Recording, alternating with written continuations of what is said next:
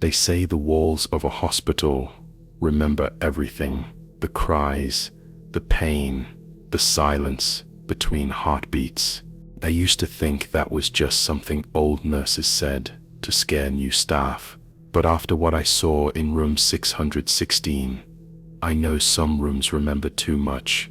I was a night shift nurse in an old hospital on the edge of the city.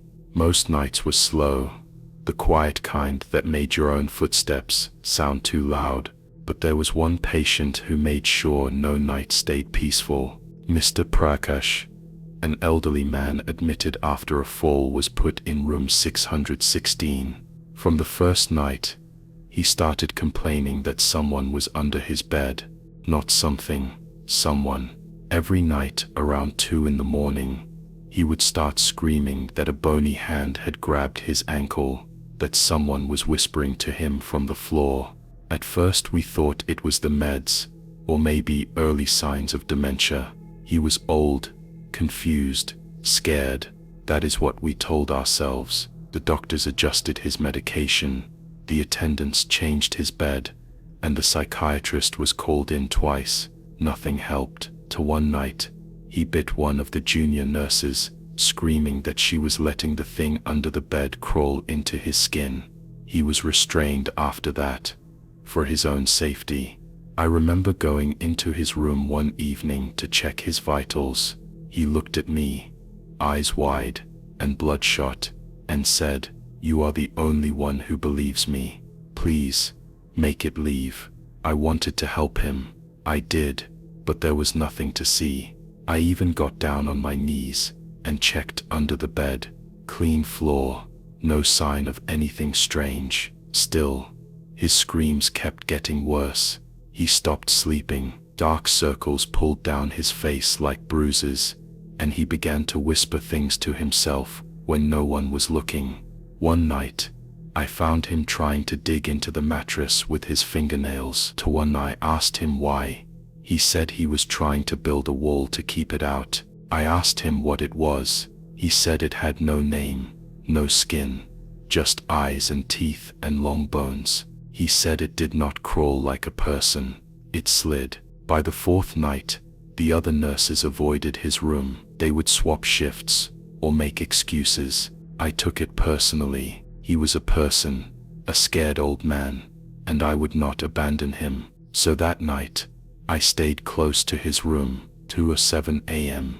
His screams started again, louder this time. When I rushed in, he was silent, eyes wide open, mouth gaping, as if frozen mid-scream. He was dead.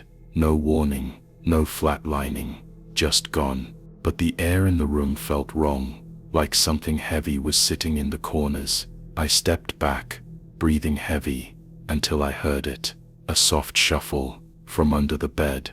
At first I thought it was just my own heartbeat pounding in my ears, but then came the scrape, like nails against tile, slow, deliberate.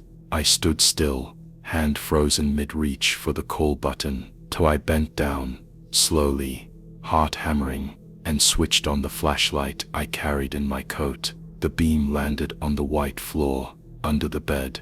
Nothing. Then just as I started to pull back, something moved. It was fast, too fast to be a rat or a cat. I leaned in closer, holding my breath. When I saw it, 2 eyes, not glowing, just wet and human, watching me, unblinking. The rest of its body was twisted into a space no adult should be able to fit into. Thin, bone thin, naked, no hair. Its arms were too long, elbows bent the wrong way. It did not flinch from the light. It looked straight at me, not like I was prey, like I was next. I jerked back, fell against the wall, and the flashlight slipped from my hand. By the time I picked it back up and looked again, there was nothing under the bed, no eyes, no sound. I ran out, breath stuck in my throat, told the head nurse everything. Security searched the room, top to bottom, no hidden passage, no intruder, nothing. They said grief and exhaustion were playing tricks on me. The doctors signed Mr. Prakash's death as cardiac arrest. A week later, room 616 was cleaned up and given to another patient, a young woman this time. She lasted 3 nights. Her complaints were almost identical. Someone was under the bed. Someone whispered her name. On the 4th night, she had a seizure in her sleep and never woke up. The pattern kept going. Every patient in room 616 died within a week, all in their sleep, all showing signs of extreme fear before their final moments. Eventually, the hospital locked the room permanently. They told the media it was due to renovation plans, but I knew better. I transferred wards after that, refused to work nights, but every once in a while, I hear someone mention it. Room 616. Nurses whisper about it during breaks. Patients say they see someone crawling in the halls. One night, a janitor quit on the spot, saying he saw something slide under a hospital gurney and never come out. I know what I saw. That thing was real, and I think it does not live in room 616.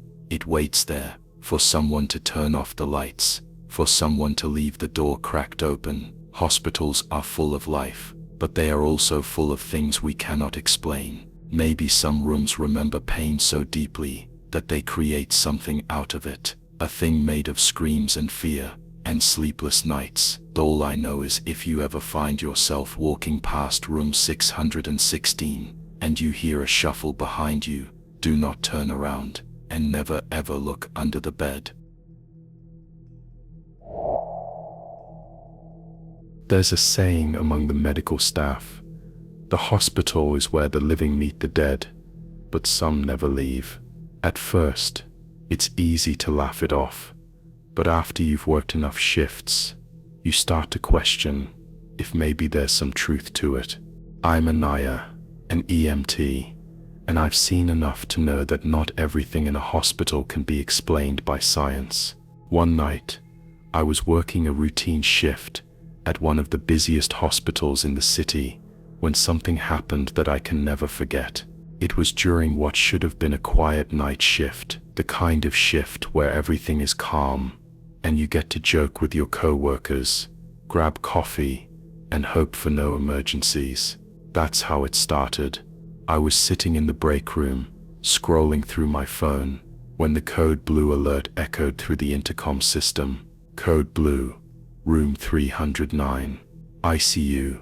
That code is always a signal that someone's heart has stopped, and you need to get to them immediately. We scrambled, grabbing equipment, and rushed to the ICU. But when we reached room 309, something was off. The room was dark, with no beeping monitors, no frantic staff running around. The bed was empty. No patient, no tubes, no oxygen mask, just the freshly made sheets, sitting still in the middle of the room. I stood there, confused. I checked the monitor outside the room. It showed that the code blue had been called at exactly 10:32 p.m., but the room had no patient registered, no record of anyone ever being admitted, no name, no file. My heart started pounding as I quickly turned to the nurse nearby, who looked equally puzzled. "There's no patient in 309, she said in a low, shaky voice. "But the system says there should be." We double-checked the hospital system, hoping for some sort of explanation, but it was the same. There was no record of a patient. It didn't make sense. A code blue doesn't happen without a reason. After a few minutes of awkward silence, I started to get that uncomfortable feeling that something was wrong, like something I couldn't explain was just waiting to happen. But we let it slide, assuming it was just an error in the system. It had to be. Hospitals are busy. Things go wrong. Technology fails. But over the next few hours, things only got weirder. It was nearing the end of my shift, around 3 a.m., when I decided to grab some coffee. The ICU area was eerily quiet, the kind of silence that settles over you when you know something isn't right, but can't put your finger on it. I walked past room 309 again, and this time I saw him. A man, dressed in a hospital gown, standing motionless in the hallway. His face was gaunt, his eyes sunken, and his skin had a pale, almost sickly hue. There was no movement, no sound, just him standing there, staring at nothing in particular. But what struck me the most was his smile. It wasn't a friendly smile. It was eerie, like he knew something I didn't. A smile that didn't belong in that hospital. A smile that made my skin crawl. My heart raced as I quickly turned away. But when I glanced back, he was gone. I was shaking my head, trying to dismiss it. I hadn't slept much in the last 24 hours, and I figured I was just seeing things. I tried to ignore the unease building in my chest, but I couldn't. Something wasn't right. I went back to the break room, hoping to shake the feeling off. But as soon as I sat down, I saw something strange. A nurse walked into the room, looking exhausted, her face pale. I asked her how her shift had been, and she barely looked up at me. "I keep hearing things," she said, her voice low. Voices in the hallway, people whispering. I thought she was just tired, but then she mentioned something that caught my attention. "Room 309, she said. "Every time I pass it, I hear whispers, and sometimes, I swear I see someone standing there." My stomach churned. That was the exact room I had just passed. The place where I saw the man. Was I losing my mind? Was everyone hearing and seeing the same things? As the hours passed, the hospital began to feel colder, quieter. There was no one around, except for the occasional doctor or nurse.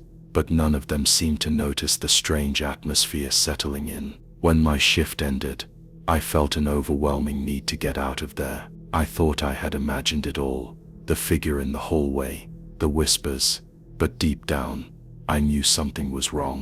As I was leaving, I passed by the ICU again, and this time, I stopped in front of room 309. I don't know why I did it. Maybe it was curiosity, or maybe it was some strange instinct, but I couldn't shake the feeling that I needed to go back and check. I approached the door, and it was cracked open. I pushed it gently. The room was empty, just like before, but this time the monitors were on.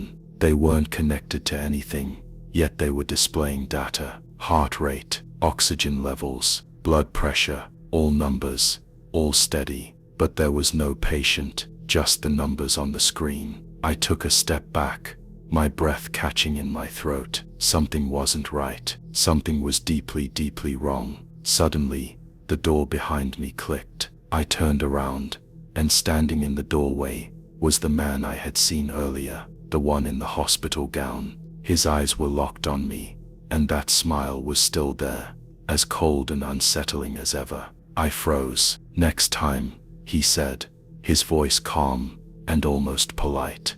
"It's your turn." And just like that, he was gone, vanished. I stumbled back, my heart pounding in my chest, and I bolted out of the ICU. I didn't stop until I reached the exit, and I never looked back. The next day, when I came in for my shift, I was told that room 309 was being closed for repairs. But the most disturbing part, they had never registered a patient in that room. Not a single record, not a single name. It was like the patient had never existed. The following weeks were a blur, but every now and then, I would catch myself glancing at room 309 when walking through the ICU, half expecting to see that pale, smiling man standing in the doorway. And every time I did, I couldn't shake the feeling that one day, it would be my turn, that I too would be the patient in room 309. You will never forget the first night shift. That's what they always told us. You hear it from the seniors, the veterans, the ones who have been working the graveyard shift at the hospital for years. The air feels different, they say. The silence becomes heavy, oppressive. At first, I thought it was just exaggeration, something to prepare you for the inevitable chaos of working overnight. But I quickly learned that there was more to those words than anyone dared to admit. I had only been a trainee EMT for a few weeks when I was assigned my first night shift. I was excited at first, eager to prove myself. The hospital I worked at was a massive old building, the kind of place that felt stuck in time, its creaky floors and flickering lights giving it an eerie, haunted atmosphere. The staff always joked about the place being haunted, but it was just that, jokes. Or so I thought.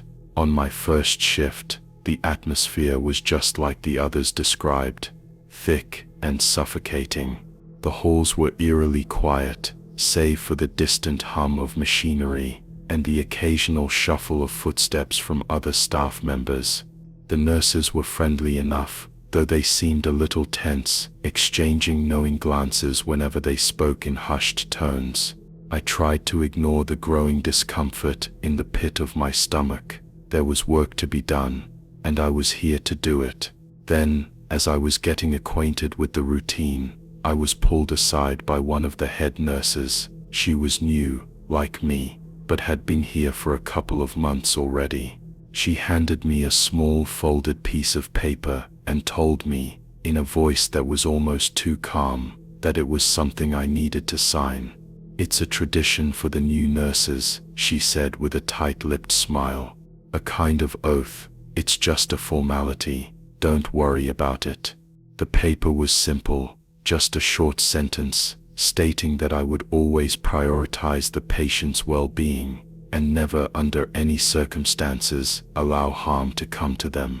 It seemed harmless, even a little silly, but the way she handed it to me made my skin crawl. I signed it without thinking, my hand shaking slightly. It was only later, much later, that I would realize how wrong I was to do that. That night, strange things began to happen. I started hearing faint whispers coming from the empty hallways, the sound of footsteps echoing where there should have been none. Sometimes, the elevator would open on its own, revealing nothing but darkness inside. I thought it was just my mind playing tricks on me. After all, I was new and the hospital was old and strange. But it wasn't the little noises that bothered me the most. It was the patients. One patient, an elderly woman named Mrs. Holloway, had been in the ICU for weeks. She was in a coma, the doctors said, with no chance of recovery. But something about her made me uneasy. Every time I walked past her room, I would see her eyes open, just for a second, staring at me with an intensity that sent chills down my spine. I told myself it was just the reflection from the window or the way the light flickered, but I couldn't shake the feeling that she was watching me. A few days into my shift, I started to notice something even stranger. The nurses had begun acting different. They were always polite, but there was a coldness to them that I hadn't noticed before. They would talk in hushed voices, their eyes darting around nervously when the subject of certain patients came up. Whenever I asked about the patient in room 213, the one who had been there the longest, nobody would give me a straight answer. They would just change the subject, or worse, give me a look that said everything without saying a word. I was beginning to feel like I was in over my head. Then came the night I met the list. I had been working late into the night when I overheard two nurses talking in the break room. One of them mentioned something about the list and how it had been too long this time. Curiosity got the best of me, and I asked them what they meant. They hesitated, glancing at each other before one of them finally spoke. "You signed the oath, right?" she asked, her voice low. I nodded, unsure of what she was implying. "Well, you're on the list now. There's no going back." I laughed nervously, thinking it was some kind of sick joke, but the look in her eyes told me she wasn't joking. "You have to understand," she continued, her voice trembling. "Those who break the oath, they don't leave the hospital, not in the way you think. You'll see soon enough." I was confused, but before I could ask any more questions, they both left, leaving me with more questions than answers. It wasn't until I went back to the ICU later that night that I understood what they meant. Mrs. Holloway was dead. I found out when I went to check on her, only to be greeted by a strange silence. The machines that had been keeping her alive were all turned off, and the room was dark. But when I looked closer, I saw that the bed had been made, as if she had never been there. The body had disappeared.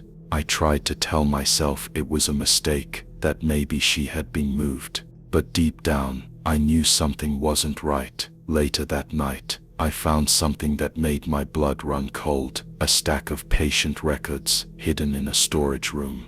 Among them was Mrs. Holloway's chart. The last entry read, "Discharged, never to return." As I flipped through the papers, I found more names, each one with the same entry, "Never discharged." I realized then that the hospital was hiding something far darker than I could ever imagine. The next day, I tried to leave. I couldn't shake the feeling that something was watching me, that the walls of the hospital were closing in. But before I could make it to the door, I was stopped by one of the nurses. "You took the oath," she said, her voice almost a whisper. "You signed it, now you're part of it." That's when I understood. The nurses, the doctors, the staff, they were all part of this twisted cycle. The oath wasn't just a formality, it was a curse. Once you signed it, you became one of them. And like the others before me, I had become part of the list. There was no escape. I was never going to leave the hospital. Not really. The last thing I remember is the cold, empty stairwell. I had tried to run, but the doors wouldn't open.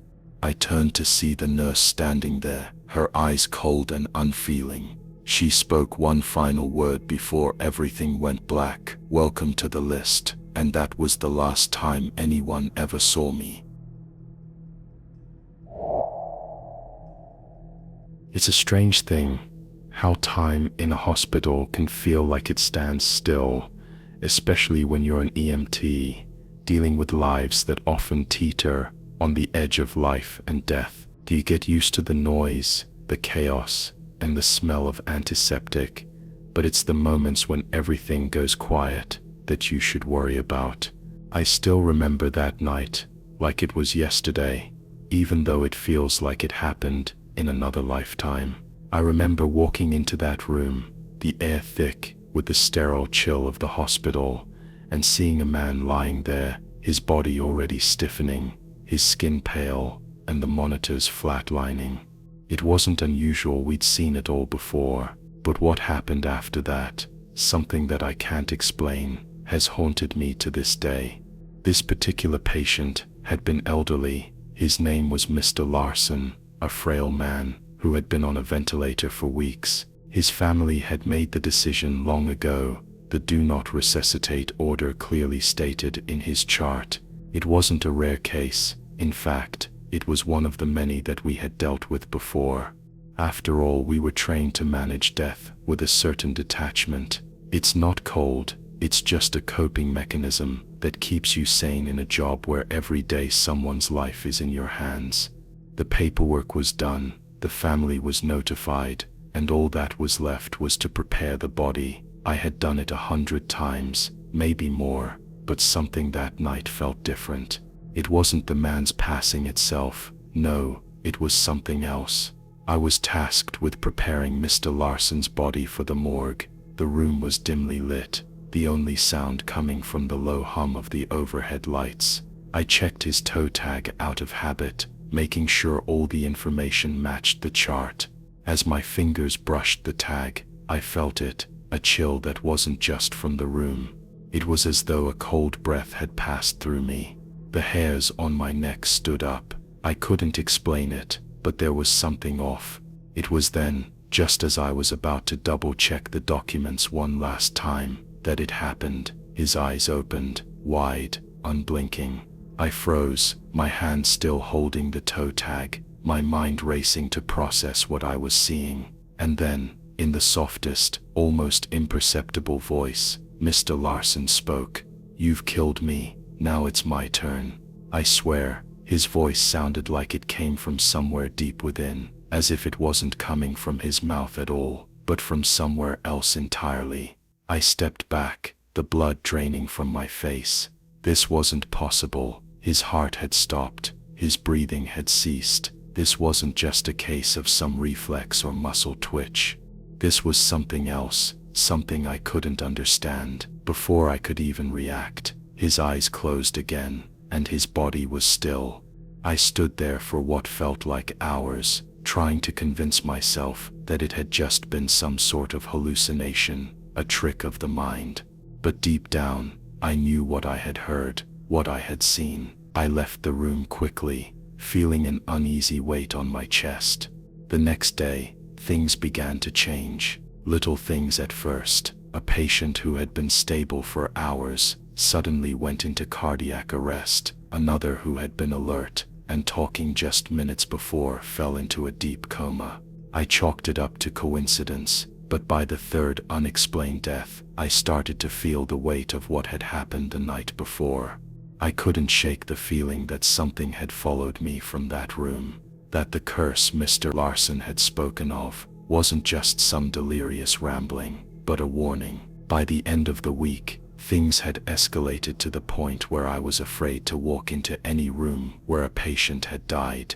Each one felt like a countdown, each death more violent than the last. It wasn't natural, it wasn't normal. One night, I was called to another emergency. This time, it was a young woman, just in her 20s, a victim of a car accident. She was barely breathing, her vitals on the verge of collapse. We worked on her for what felt like an eternity, but despite all efforts, she died in the back of the ambulance.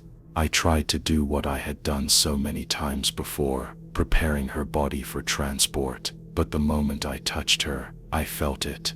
That same cold chill from Mr. Larson's room. I couldn't explain it, but it was as if something was watching me, waiting for me to make a mistake. I couldn't shake the feeling of being trapped in some terrible nightmare. As I moved the woman's body to the morgue, I glanced at the toe tag. It was exactly the same as Mr. Larson's. My heart skipped a beat. Over the next few weeks, I couldn't escape the feeling that something was wrong. It wasn't just the deaths anymore. It was the way I began to see things. Shadows lurking in the corners of rooms. The whispers that came when no one was around. The feeling of being followed, no matter how many turns I took in the hallways. I tried to ignore it, to push it out of my mind, but I couldn't. The night it all came to a head, I was working the night shift again.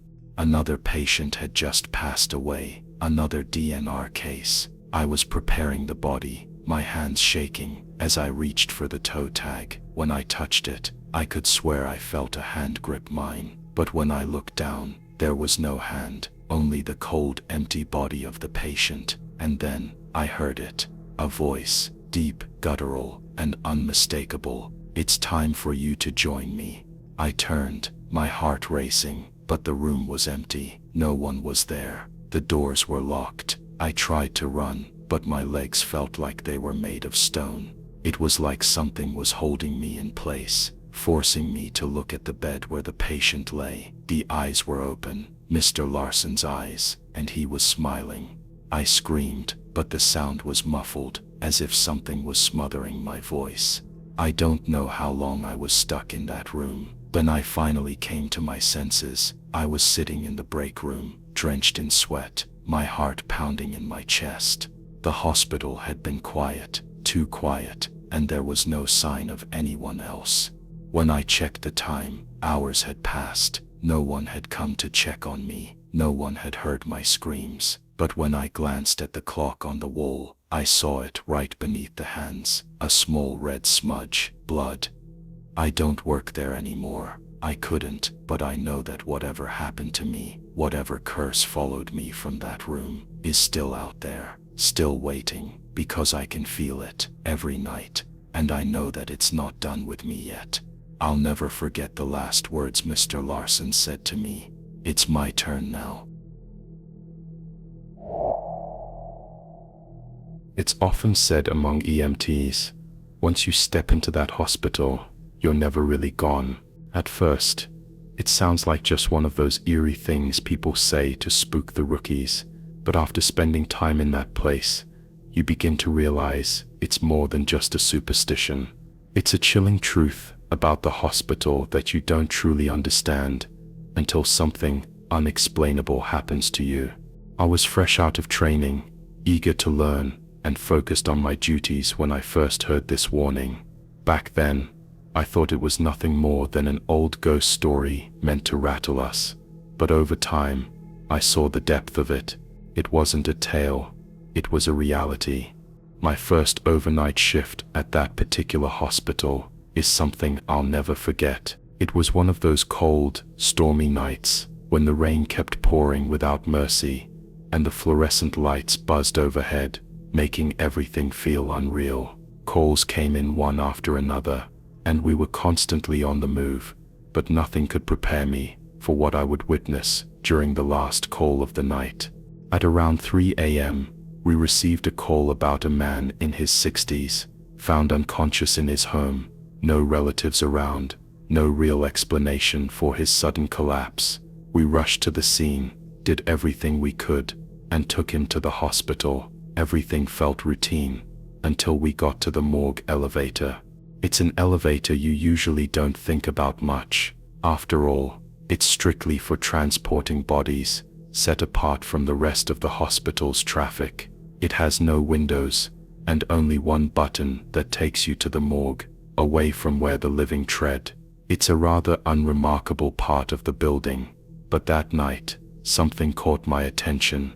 As we wheeled the patient down the corridor, I noticed the elevator door slightly cracked open. It seemed as though someone had just passed through, but as I glanced inside, I could have sworn I saw a shadowy figure standing there, someone without a face. I quickly shook it off and focused on my task, but that moment lingered in my mind. Later that night, after the shift ended, I asked one of the senior EMTs about it.